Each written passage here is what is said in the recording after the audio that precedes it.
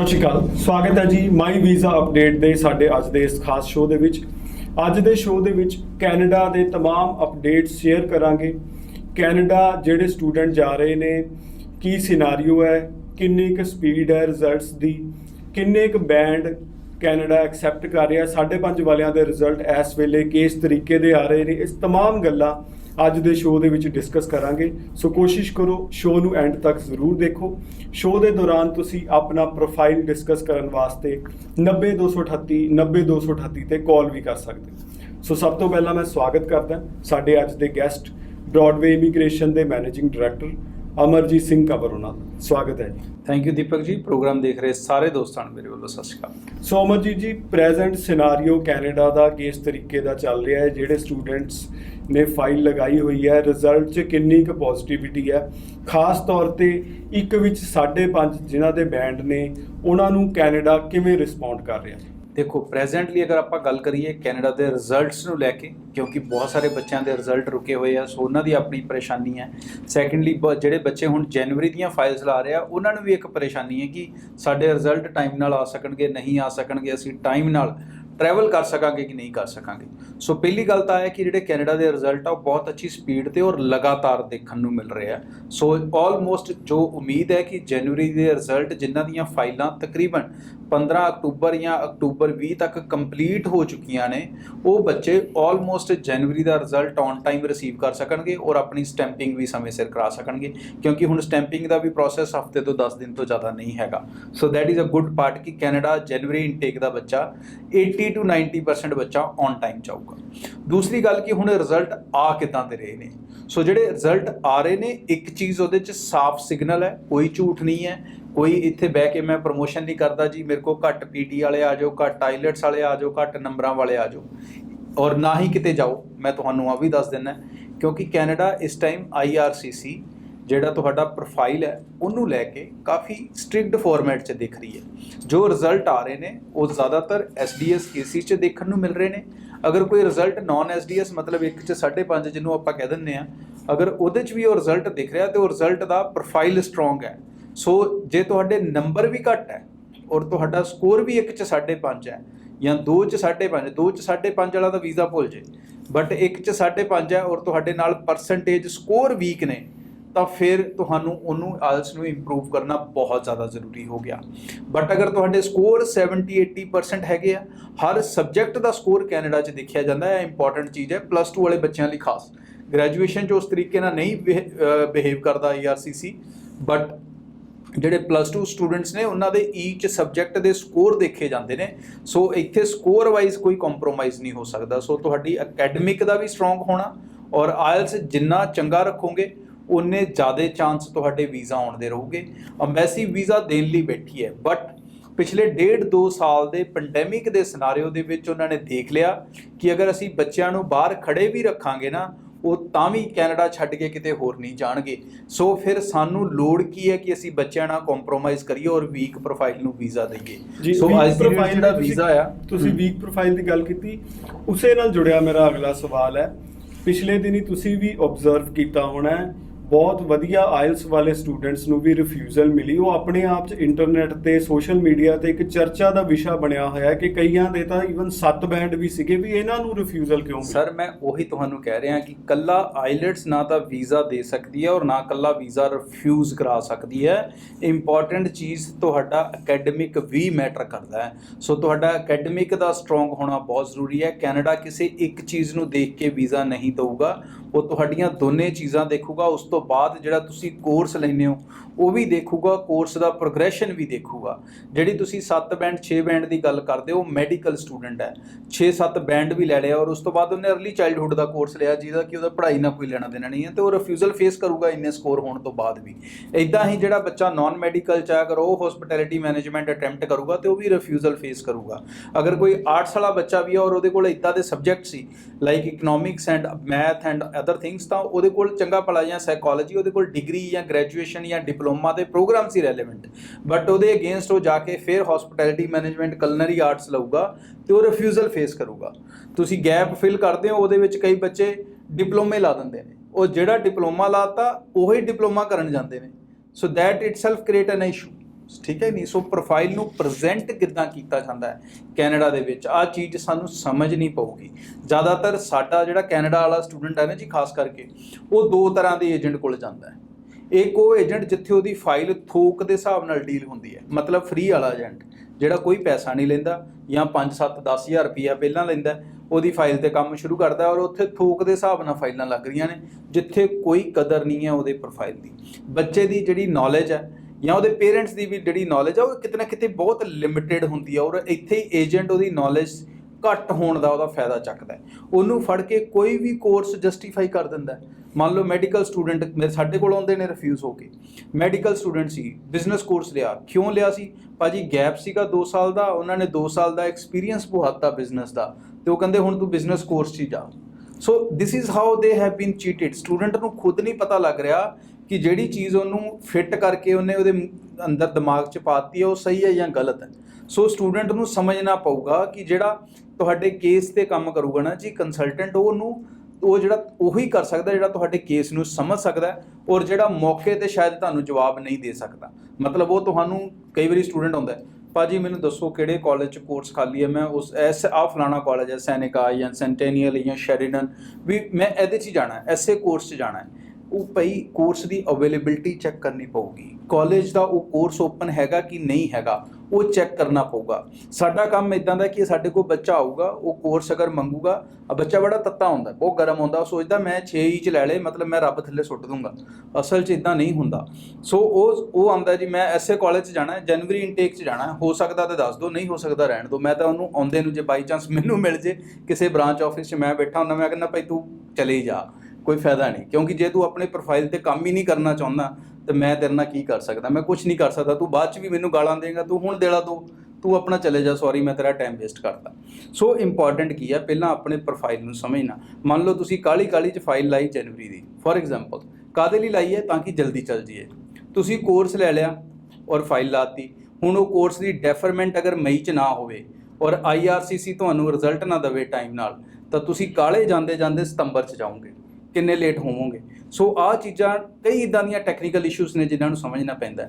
ਤੁਹਾਡੀ ਸਟੱਡੀ 'ਚ ਗੈਪ ਆ ਗਿਆ, ਉਹ ਗੈਪ ਨੂੰ ਕਿਸ ਤਰੀਕੇ ਨਾਲ ਤੁਸੀਂ ਐਮਬੈਸੀ ਨੂੰ ਦਿਖਾਉਣਾ, ਉਹਦੇ ਅਗੇਂਸਟ ਫਿਰ ਕੋਰਸ ਜਿਹੜਾ ਆ ਆਊਟ ਆਫ ਟ੍ਰੇਡ ਨਹੀਂ ਜਾਣਾ ਚਾਹੀਦਾ। ਗੈਪ ਦੀ ਜਿਹੜੀ ਤੁਸੀਂ ਗੱਲ ਕੀਤੀ, ਮੈਂ ਇਹਦੇ ਨਾਲ ਜੁੜਿਆ ਇੱਕ ਸਵਾਲ ਪੁੱਛਣਾ ਚਾਹੁੰਦਾ। ਪੈਂਡੈਮਿਕ ਨੇ ਤਕਰੀਬਨ 1.5-2 ਸਾਲ ਟਰਮੋਇਲ ਜਿਹਾ ਰਿਹਾ, ਸੋ ਇਸ ਤੋਂ ਬਾਅਦ ਤੁਹਾਨੂੰ ਲੱਗਦਾ ਤੁਹਾਡੇ ਕੋਲ ਸਟੂਡੈਂਟ ਆਉਂਦੇ ਨੇ ਗੈਪ ਵਾਲੇ ਜ਼ਿਆਦਾ ਵੱਧ ਗਏ ਨੇ, ਜਿਨ੍ਹਾਂ ਦਾ ਪਹਿਲਾਂ ਵੀ ਥੋੜਾ ਜਿਹਾ ਗੈਪ ਸੀਗਾ ਤੇ ਇਹ 1.5-2 ਸਾਲ ਐਂ ਹੀ ਲੰਘ ਗਏ? ਦੇਖੋ ਬਿਲਕੁਲ ਬਹੁਤ ਸਾਰੇ ਬੱਚੇ ਆ, ਲੇਕਿਨ ਇਹਦੇ 'ਚ ਇੱਕ ਚੀਜ਼ ਸਮਝਣੀ ਹੈ ਕਿ ਜਿਹੜਾ ਕੋਵਿਡ ਵਾਲਾ ਪੀਰੀਅਡ ਸੀ ਨਾ, ਉਹਨੂੰ ਗੈਪ ਨਾ ਗਿਣੋ, ਉਹ ਦਿਮਾਗ ਤੇ ਤੁਸੀਂ ਲੋਡ ਨਾ ਲਵੋ। ਉਹ ਤਾਂ ਸਿਚੁਏਸ਼ਨ ਇਦਾਂ ਦੀ ਸੀ ਜਿਹਦੇ 'ਚ ਕੈਨੇਡਾ ਬੰਦ ਸੀਗਾ, ਉਹ ਸਿਚੁਏਸ਼ਨ ਇਦਾਂ ਦੀ ਸੀ ਜਿਹਦੇ 'ਚ ਜਿਹੜੇ ਆਫਿਸਰ ਨੇ ਤੁਹਾਡੀ ਫਾਈਲ ਤੇ ਡਿਸੀਜਨ ਲੈਣਾ ਉਹ ਆਪਣੀ ਜੌਬ ਤੇ ਨਹੀਂ ਸੀ ਆ ਪਾ ਰਿਹਾ। ਸੋ ਉਹ ਤੁਹਾਨੂੰ ਕਿੱਦਾਂ ਕਹਿ ਸਕਦਾ ਕਿ ਤੁਸੀਂ ਘਰੋਂ ਬਾਹਰ ਨਿਕਲ ਕੇ ਕੀ ਕਰ ਰਹੇ ਸੀ ਜਾਂ ਤੁਸੀਂ ਕੁਝ ਪੜ੍ਹ ਕਿਉਂ ਨਹੀਂ ਸੀ ਰਹੇ।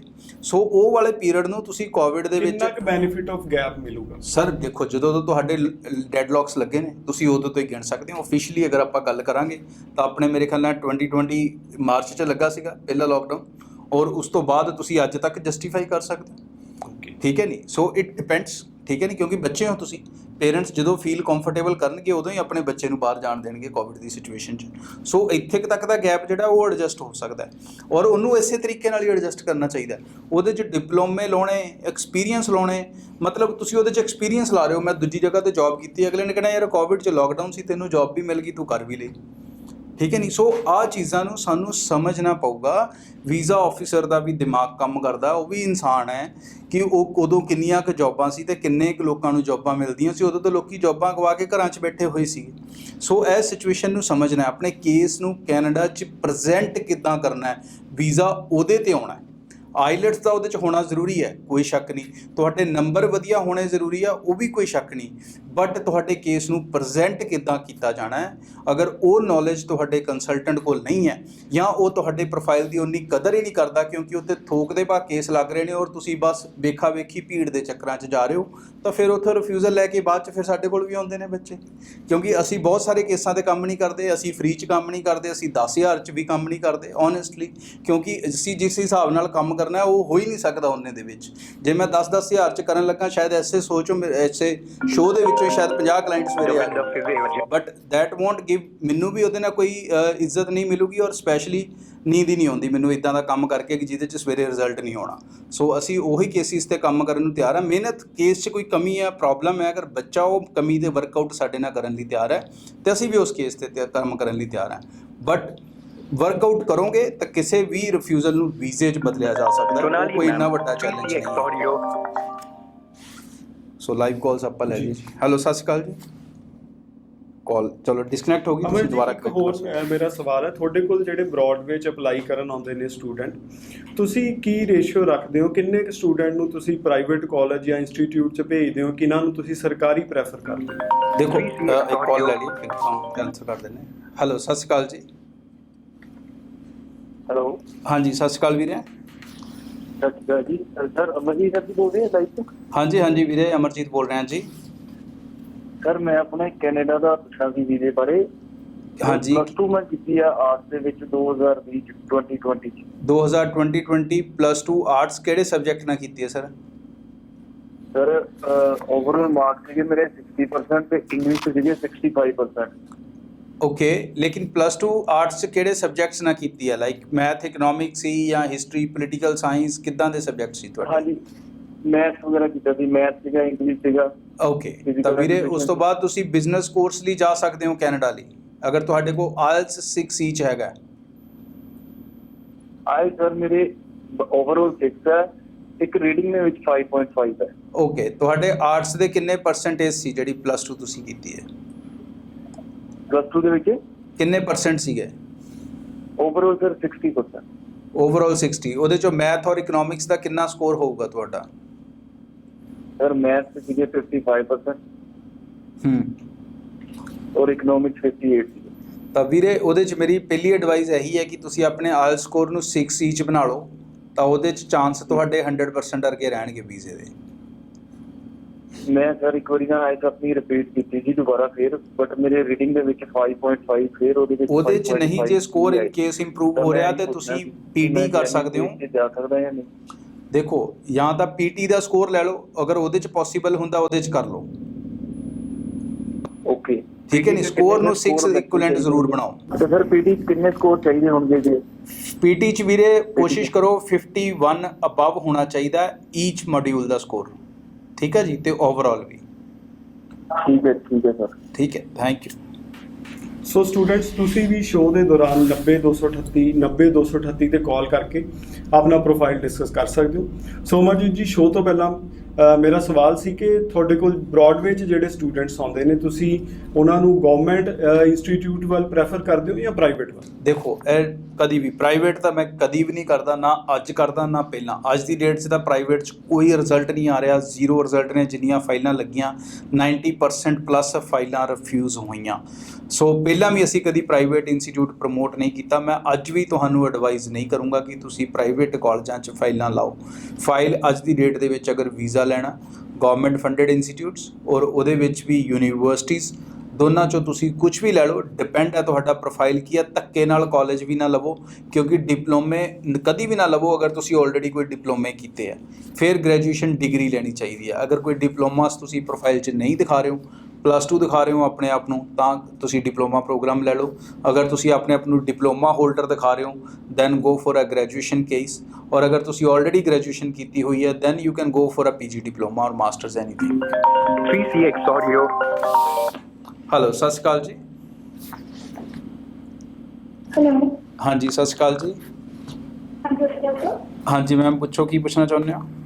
ਸਰ ਮੈਂ ਯੂਕੇ ਦੇ ਸਟੱਡੀ ਵੀਜ਼ੇ ਬਾਰੇ ਪੁੱਛਣਾ ਚਾਹੁੰਦੀ ਸੀ। ਹਾਂਜੀ, ਸਰ ਮੈਂ ਬੀਕੌਮ ਕੀਤੀ ਹੋਈ ਹੈ 2014 ਦੇ ਵਿੱਚ। 2014 ਚ ਤੁਸੀਂ ਬੀਕਾਮ ਕੀਤੀ ਹੈ, ਕਿੰਨੇ ਪਰਸੈਂਟ ਨਾਲ ਕੀਤੀ ਹੈ ਜੀ? 67% ਨੇ। 67, ਓਕੇ। ਔਰ ਆਇਲਸ ਕੀਤਾ ਹੋਇਆ ਤੁਸੀਂ? ਨਹੀਂ, ਮੈਂ ਆਈਲੈਟਸ ਨਹੀਂ ਕੀਤਾ ਹੈਗਾ, ਪਰ ਉਸ ਤੋਂ ਬਾਅਦ ਮੈਂ LLB ਕੀਤੀ ਹੈ। ਨਹੀਂ, ਤੁਸੀਂ UK ਜਾਣਾ ਚਾਹੁੰਦੇ ਹੋ, ਕੈਨੇਡਾ ਜਾਣਾ ਚਾਹੁੰਦੇ ਹੋ? ਯੂਕੇ ਦੇ ਸਰ। UK ਜਾਣਾ ਚਾਹੁੰਦੇ ਹੋ, ਓਕੇ। ਬੀਕਾਮ LLB ਕੀਤੀ ਹੈ ਤੁਸੀਂ? LLB ਕਿਹੜੇ ਸਾਲ ਚ ਕੀਤੀ ਹੈ? 2019 ਦੇ ਵਿੱਚ। 2019, ਤਾਂ ਮੈਮ ਤੁਸੀਂ LLM ਲਈ ਜਾ ਸਕਦੇ ਹੋ UK। ਠੀਕ ਹੈ। ਠੀਕ ਹੈ ਜੀ। LLM ਤੁਸੀਂ ਕਰ ਸਕਦੇ ਹੋ, but you need to have ਤੁਹਾਡੇ +2 ਦਾ ਇੰਗਲਿਸ਼ ਦਾ ਸਕੋਰ ਜਾਂ ਤੇ 70% ਚਾਹੀਦਾ ਜਾਂ ਫਿਰ ਆਪਾਂ ਨੂੰ ਉਹਦੇ ਅਗੇਂਸਟ ਅਗਰ ਉਹ ਸਕੋਰ ਉਨਾ ਨਹੀਂ ਹੈਗਾ ਦੈਨ ਆਪਾਂ ਨੂੰ ਫਿਰ IELTS PT ਜਾਂ ਡੁਲਿੰਗੋ ਕਲੀਅਰ ਕਰਨਾ ਪਏਗਾ। ठीक है सर, अगर मेरा 70% से ज्यादा है फिर मतलब मैं ਫਿਰ ਯੈਸ ਚਾਂਸਸ ਹੈਗੇ ਆ ਕਿ ਆਪਾਂ ਨੂੰ ਮਾਸਟਰਸ ਮਿਲ ਸਕਦੀ ਹੈ ਲਾਅ ਦੀ। ठीक है सर। ਓਕੇ ਜੀ, ਥੈਂਕ ਯੂ। ਸੋ ਅਮਰਜੀਤ ਜੀ, ਤੁਸੀਂ SOP ਦੀ ਵੀ ਗੱਲ ਕੀਤੀ ਕਿ SOP ਬਹੁਤ ਇੰਪੋਰਟੈਂਟ ਹੁੰਦਾ ਹੈ। SOP 'ਚ ਕਈ ਵਾਰੀ ਗਲਤੀ ਕਰਕੇ ਸਟੂਡੈਂਟ ਨੂੰ ਰਿਫਿਊਜ਼ਲ ਮਿਲ ਜਾਂਦੀ ਹੈ। ਮੋਸਟਲੀ SOP ਏਜੰਟ ਹੀ ਬਣਾਉਂਦੇ ਨੇ, ਸਟੂਡੈਂਟ ਆਪ ਨਹੀਂ ਬਣਾਉਂਦਾ। ਸੋ ਸਟੂਡੈਂਟ ਕੀ ਧਿਆਨ ਰੱਖੇ, ਕਿਉਂਕਿ ਉਹਨੇ ਤਾਂ ਏਜੰਟ ਤੋਂ ਫਾਈਲ ਲਵਾਈ ਆ, ਉਹਨੇ ਹੀ ਸਾਰਾ ਕੁਝ ਪ੍ਰਿਪੇਅਰ ਕਰਨਾ। ਦੇਖੋ, ਵੈਸੇ ਜਿਹੜੀ ਐਮਬੈਸੀ SOP ਮੰਗਦੀ ਹੈ ਉਹ ਸਟੂਡੈਂਟ ਦੀ ਬਣੀ ਹੋਣੀ ਚਾਹੀਦੀ ਹੈ। ਸੋ ਮਤਲਬ ਐਮਬੈਸੀ ਅਸਿਊਮ ਕਰਦੀ ਹੈ ਸਟੂਡੈਂਟ ਨੇ ਬਣਾਈ। ਯੈਸ, ਉਹ ਸਟੂਡੈਂਟ ਦੀ ਹੀ ਸਟੇਟਮੈਂਟ ਨੂੰ ਸਟੇਟਮੈਂਟ ਮੰਨਦੀ ਹੈ।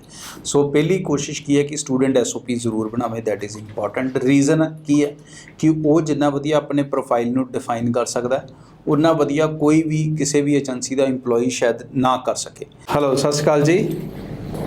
हेलो सत श्रीकाल सर। ਹਾਂਜੀ ਮੈਮ, ਪੁੱਛੋ ਜੀ, ਕੀ ਪੁੱਛਣਾ ਚਾਹੁੰਦੇ ਹੋ? सर मैं कनाडा के केस बारे डिस्कस करना है। मैं कनाडा जाना चाहती हूँ। मेरे ना 10th ਵਿੱਚ 72% ने। 10th ਦੇ ਵਿੱਚ 72 ਹੈ, ਰਾਈਟ?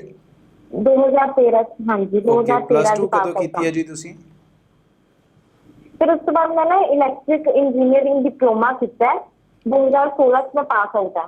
ਓਕੇ, 3 ਸਾਲ ਦਾ ਡਿਪਲੋਮਾ ਕੀਤਾ ਹੈ। Fine, perfect. ਕਿੰਨੇ ਪਰਸੈਂਟ ਹੈ ਤੁਹਾਡੇ ਉਹਦੇ? हाँ 60% सर। ਓਕੇ, IELTS ਕੀਤਾ ਹੋਇਆ ਤੁਸੀਂ? हाँ जी सर, IELTS तो ओवरऑल 6 बैंड में और EAT भी 6 में। Perfectly fine ma'am. ਅਗਰ ਤੁਸੀਂ ਬੈਚਲਰ ਡਿਗਰੀ ਪ੍ਰੋਗਰਾਮ ਲਈ ਜਾਓਗੇ ਦੈਨ ਤੁਸੀਂ ਕੈਨੇਡਾ ਦਾ ਵੀਜ਼ਾ ਸਿਕਿਉਰਡ ਕਰ ਸਕਦੇ ਹੋ। ਡਿਪਲੋਮਾ ਪ੍ਰੋਗਰਾਮ 'ਚ ਨਾ ਜਾਇਓ ਬਿਕੋਜ਼ ਆਲਰੇਡੀ ਤੁਸੀਂ ਡਿਪਲੋਮਾਸ ਕਰ ਚੁੱਕੇ ਹੋ। हाँ सर मैं BTech भी की है। उसके बाद इलेक्ट्रिक ਠੀਕ ਹੈ, 65% ਦੇ ਨਾਲ। Perfectly fine. Then you can go for a post graduate diploma. ਫਿਰ ਤਾਂ ਸਟੇਟ ਫਾਰਵਰਡ ਆਪਣਾ ਹੋ ਜਾਊਗਾ, ਕੋਈ ਮੁਸ਼ਕਲ ਨਹੀਂ ਹੈ। ਸਰ ਮੈਨੂੰ ਕੀ ਉੱਥੇ ਪ੍ਰੋਜੈਕਟ ਮੈਨੇਜਮੈਂਟ ਦਾ ਮਿਲ ਸਕਦਾ ਹੈ ਕੋਰਸ? ਪ੍ਰੋਜੈਕਟ ਮੈਨੇਜਮੈਂਟ ਬੱਚੇ ਲੈ ਸਕਦੇ ਹੋ। ਅਗਰ ਤੁਹਾਡੇ ਕੋਲ ਕੋਈ ਐਕਸਪੀਰੀਅੰਸ ਹੈ ਤਾਂ ਫਿਰ ਜ਼ਰੂਰ ਲੈ ਸਕਦੇ ਹੋ, ਨਹੀਂ ਤਾਂ ਆਪਣੀ ਟ੍ਰੇਡ ਸਪੈਸੀਫਿਕ ਰਹੋਗੇ ਤਾਂ ਜ਼ਿਆਦਾ ਫਾਇਦਾ ਹੈ। ਬਾਕੀ project management, supply chain management ਕੋਈ ਵੀ ਇੰਜੀਨੀਅਰਿੰਗ ਬੈਕਗ੍ਰਾਉਂਡ ਦਾ ਸਟੂਡੈਂਟ ਲੈ ਸਕਦਾ ਹੈ। ਸਰ ਮੈਨੂੰ ਮੈਂ ਕਾਫੀ ਵਾਰ ਟਰਾਈ ਕੀਤਾ ਬਿਕੋਜ਼ ਮੈਨੂੰ ਨਾ IDP ਵਾਲੇ ਬਾਰ-ਬਾਰ ਮਨਾ ਕਰ ਰਹੇ ਸੀ ਮੈਨੂੰ ਪ੍ਰੋਜੈਕਟ ਮੈਨੇਜਮੈਂਟ ਨਹੀਂ ਮਿਲੇਗਾ। ਨਹੀਂ, ਬਿਜ਼ਨਸ ਮੈਨੇਜਮੈਂਟ ਨਹੀਂ ਲੈਣਾ ਮੈਂ ਮੈਮ। ਥੋੜੀ ਕੰਫਿਊਜ਼ ਹੋ ਗਈ ਹਾਂ। ਨਹੀਂ, ਅਗਰ ਤੁਸੀਂ ਬਿਜ਼ਨਸ ਮੈਨੇਜਮੈਂਟ ਲੋਗੇ there is a high probability ਕਿ ਤੁਸੀਂ ਰਿਫਿਊਜ਼ ਹੋਵੋਗੇ। ਠੀਕ ਹੈ, ਪ੍ਰੋਜੈਕਟ ਮੈਨੇਜਮੈਂਟ ਮੇਕ ਸੈਂਸ, ਉਹਨੂੰ ਤੁਸੀਂ ਲੈ ਕੇ ਅੱਗੇ ਚੱਲ ਸਕਦੇ ਹੋ। ਠੀਕ ਹੈ sir, thank you so much. Thank you ma'am. So students, ਤੁਸੀਂ ਵੀ 90238 90238 ਤੇ ਕਾਲ ਕਰ ਸਕਦੇ ਹੋ ਤੇ ਪਰਸਨਲਾਈਜ਼ ਇਨਫੋਰਮੇਸ਼ਨ ਸਲਾਹ ਤੁਸੀਂ ਲੈ ਸਕਦੇ ਹੋ। ਸੋ ਅਮਰਜੀਤ ਜੀ, ਤੁਸੀਂ SOP ਬਾਰੇ ਦੱਸਿਆ ਕਿ ਸਟੂਡੈਂਟ ਦੀ ਇਨਪੁਟ ਬਹੁਤ ਜ਼ਰੂਰੀ ਹੁੰਦੀ ਆ ਉਹਦੇ ਵਿੱਚ। ਤੁਸੀਂ ਬ੍ਰੌਡਵੇ 'ਚ SOP ਨੂੰ ਕਿਵੇਂ ਇੰਸ਼ੋਰ ਕਰਦੇ ਹੋ ਕਿ ਉਹ ਇਫੈਕਟਿਵ ਹੋਵੇ? ਦੇਖੋ, ਸਾਡਾ ਜਿਹੜਾ SOP ਹੈ ਦੀਪਕ ਜੀ, ਘੱਟੋ ਘੱਟ 3 ਤੋਂ 4 ਸਟੇਜਿਸ ਚੋਂ ਨਿਕਲ ਕੇ ਜਾਂਦਾ। ਪਹਿਲਾ SOP ਅਸੀਂ ਐਡਵਾਈਜ਼ ਕਰਦੇ ਹਾਂ ਸਟੂਡੈਂਟ ਨੂੰ ਕਿ ਉਹ ਬਣਾ ਕੇ ਦੇਵੇ, ਖਾਸ ਕਰਕੇ ਜਦੋਂ ਕਿਸੇ ਟੈਕਨੀਕਲ ਬੈਕਗ੍ਰਾਉਂਡ ਤੋਂ। ਜੀ, ਕਿਉਂਕਿ ਹਰ ਫੀਲਡ ਦਾ ਬੰਦਾ ਕਿਸੇ ਕੰਪਨੀ ਦੇ ਅੰਦਰ ਨਹੀਂ ਬੈਠਾ ਹੁੰਦਾ। ਆਪਾਂ ਨੂੰ ਇਹ ਚੀਜ਼ ਸਮਝਣੀ ਪਊਗੀ। ਮਤਲਬ ਮੰਨ ਲਓ ਕੋਈ ਸਟੂਡੈਂਟ ਇਲੈਕਟ੍ਰੀਕਲ ਬੈਕਗ੍ਰਾਉਂਡ ਦਾ ਹੋਊਗਾ, ਕੋਈ ਮਕੈਨੀਕਲ ਬੈਕਗ੍ਰਾਉਂਡ ਦਾ ਹੋਊਗਾ, ਕੋਈ ਹੈਲਥ ਕੇਅਰ 'ਚੋਂ ਆਊਗਾ।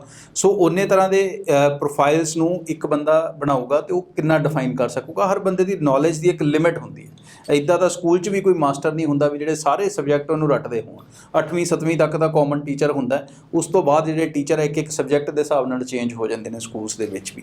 ਸੋ ਇੱਥੇ ਵੀ ਉਹ ਚੀਜ਼ ਅਪਲਾਈ। ਸੋ ਸਾਡਾ ਕੀ ਤਰੀਕਾ, ਅਸੀਂ ਪਹਿਲਾਂ ਸਟੂਡੈਂਟ ਤੋਂ ਬਣਵਾਉਂਦੇ ਹਾਂ। ਹੈਲੋ, ਮੈਂ ਕਾਲ ਤੋਂ ਬਾਅਦ ਪੂਰਾ ਦੱਸਦਾ ਜੀ। ਹਾਂਜੀ, ਸਤਿ ਸ਼੍ਰੀ ਅਕਾਲ ਜੀ। ਹਾਂਜੀ ਸਰ, ਸਤਿ ਸ਼੍ਰੀ ਅਕਾਲ ਜੀ। ਜੀ ਮੈਮ, ਪੁੱਛੋ, ਕੀ ਪੁੱਛਣਾ ਚਾਹੁੰਦੇ ਹੋ? ਸਰ ਮੈਂ ਨਾ ਆਪਣੇ ਕੈਨੇਡਾ ਰਿਗਾਰਡਿੰਗ ਫਾਈਲ ਡਿਸਕਸ ਕਰਨੀ ਸੀ। ਮੈਂ ਨਾ +2 ਕੀਤੀ ਹੈ ਜੀ। +2 ਕੀਤੀ ਹੈ, ਕਿਹੜੇ ਸਾਲ 'ਚ ਕੀਤੀ ਹੈ ਜੀ ਤੁਸੀਂ? ਸਰ +2 ਕੀਤੀ ਹੈ 2019 ਦੇ ਵਿੱਚ ਕੀਤੀ ਹੈ। 60% ਨੇ ਜੀ ਮੇਰੇ। ਕਾਹਦੇ 'ਚ ਕੀਤੀ ਹੋਈ ਹੈ ਤੁਸੀਂ +2? ਸਰ ਮੈਂ ਆਪਣੀ ਕੀਤੀ ਹੈ ਆਰਟ ਸਟਰੀਮ ਦੇ ਵਿੱਚ ਕੀਤੀ ਹੈ, ਵਿਦ ਮੈਥ ਵਿਦ ਇਕਨੋਮਿਕਸ ਕੀਤੀ ਹੋਈ ਹੈ ਜੀ। ਠੀਕ ਹੈ, ਔਰ 60% ਓਵਰਆਲ ਹੈ। IELTS ਦਾ ਸਕੋਰ ਕੀ ਹੈ ਤੁਹਾਡਾ? Sir IELTS for overall 6 not less than 5.5, one module 5.5 ਹੈ ਜੀ। ਕਿਹਦੇ 'ਚ 5.5 ਹੈ ਤੁਹਾਡੇ? ਸਰ ਰੀਡਿੰਗ ਦੇ ਵਿੱਚ 5.5 ਹੈ। ਰੀਡਿੰਗ 'ਚ 5.5 ਨੇ। ਔਰ ਮੈਨੂੰ ਆ ਦੱਸੋਗੇ ਮੈਥ ਔਰ ਇਕਨੋਮਿਕਸ ਦਾ ਸਕੋਰ ਕੀ ਹੈ ਤੁਹਾਡਾ? ਸਰ 60+% ਨੇ ਜੀ ਦੋਨਾਂ ਦੇ ਵਿੱਚ। ਦੋਨਾਂ 'ਚ 60+ ਹੈ ਤਾਂ ਕਰ ਸਕਦੇ ਹੋ ਕੋਸ਼ਿਸ਼, ਆ ਜਾਏਗਾ visa most likely. General business course ਲੈ ਲਿਓ। ਠੀਕ ਹੈ ਜੀ, ਥੈਂਕ ਯੂ। ਠੀਕ ਹੈ ਜੀ, ਓਕੇ, ਥੈਂਕ ਯੂ। ਸੋ ਅਮਰਜੀਤ ਜੀ, ਲਾਸਟ ਤੇ ਮੇਰਾ ਇਹ ਸਵਾਲ ਹੈ ਕਿ ਜਿਹੜੇ ਸਟੂਡੈਂਟ ਅਪਲਾਈ ਕਰਨਾ ਚਾਹੁੰਦੇ ਨੇ, ਪਹਿਲਾਂ ਤਾਂ ਪ੍ਰੈਜ਼ੈਂਟਲੀ ਉਹ ਕਿਹੜੇ ਇਨਟੇਕ 'ਚ ਅਪਲਾਈ ਕਰਨ, ਤੇ ਦੂਸਰਾ ਜੇ ਉਹਨਾਂ ਨੇ ਬ੍ਰੌਡਵੇ ਦੇ ਥਰੂ ਅਪਲਾਈ ਕਰਨਾ ਹੈ ਤਾਂ ਕਿਵੇਂ ਉਹ ਸਾਰੇ ਪ੍ਰੋਸੈਸ ਨੂੰ ਇਨੀਸ਼ੀਏਟ ਕਰਨ? ਦੇਖੋ, ਇਨਟੇਕ ਕਿਹੜਾ ਜੀ, ਇਸ ਟਾਈਮ ਜਨਵਰੀ ਇਨਟੇਕ ਲਈ ਤੁਸੀਂ ਅਪਲਾਈ ਕਰ ਸਕਦੇ ਹੋ, ਕੋਈ ਪ੍ਰੋਬਲਮ ਨਹੀਂ ਹੈ। ਬਟ ਜਿਹੜਾ ਵੀ ਕੋਰਸ ਲੈਣਾ ਆਪਾਂ ਉਹੀ ਲੈਣਾ ਜਿਹਦੀ ਮਈ ਦੇ ਵਿੱਚ ਐਕਸਟੈਂਸ਼ਨ ਅਵੇਲੇਬਲ ਹੋਵੇ। ਅਗਰ ਤੁਹਾਡੇ ਕੋਰਸ ਦੀ ਡੈਫਰਮੈਂਟ ਮਈ 'ਚ ਅਵੇਲੇਬਲ ਨਹੀਂ ਗੀ, ਫਿਰ ਤੁਹਾਡੇ ਲਈ ਕਿਸੇ ਨਾ ਕਿਸੇ ਕੇਸ 'ਚ ਪ੍ਰੋਬਲਮ ਵੀ ਹੋ ਸਕਦੀ ਹੈ, ਕਿਉਂਕਿ ਸਾਰੇ ਰਿਜ਼ਲਟ ਜਨਵਰੀ 'ਚ ਆ ਜਾਣ, ਇਹਦੀ ਹਜੇ ਪ੍ਰੋਮਿਸ ਕਰਨੀ ਥੋੜੀ ਔਖੀ ਹੈ।